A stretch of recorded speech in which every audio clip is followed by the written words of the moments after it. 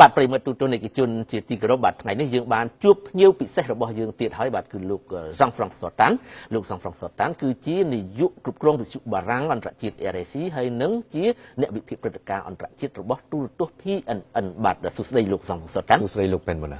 បាទប្រធានបទនៃកិច្ចពិភាក្សារបស់យើងនៅថ្ងៃនេះគឺតាក់ទងទៅនឹងយុទ្ធសាស្ត្ររបស់រុស្ស៊ីនឹងមកលើតំបន់អាស៊ីបាទទូរទស្សនិកជនដូចជាយើងបានដឹងស្រាប់ហើយថាកាលពីប្រហែលថ្ងៃមុននេះគឺនាយករដ្ឋមន្ត្រីរុស្ស៊ីលោកឌីមីទ្រីមីទ្រីវីនដែវទើបតែបានបិទបញ្ចប់ទស្សនកិច្ចរយៈពេល3ថ្ងៃនៅក្នុងប្រទេសកម្ពុជាបាទនេះជាឱកាសដែលយើងនឹងឆ្លៀតនិយាយអំពីយុទ្ធសាស្ត្ររបស់រុស្ស៊ីនឹងមកកាន់តំបន់អាស៊ីក៏ប៉ុន្តែមុននឹងយើងនិយាយអំពីបញ្ហានេះលោកសង្ឃសុតានខ្ញុំចង់ឲ្យលោកវែកញែកបន្តិចសិនថាតើអំពីភូមិសាស្ត្ររបស់ប្រទេសរុស្ស៊ីមើលទៅហាក់បីដូចជាស្មុគស្មាញដែលអ្នកខ្លះនឹងយល់ថា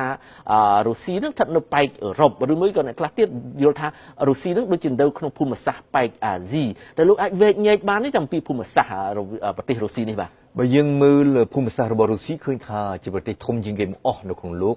ឃើញថាជាប្រទេសដែលមានជើងម្ខាងនៅអឺរ៉ុបនិងជើងម្ខាងទៀតនៅអាស៊ីម្ល៉េះហើយធម្មតាទេដែលគេតែងតែលើកជាសំណួរថាតើរុស្ស៊ីជាប្រទេសអឺរ៉ុបឬជាប្រទេសអាស៊ីសំណួរនេះមែនទែនទៅចោទឡើងខ្លាំងតាំងពីសហភាពសូវៀត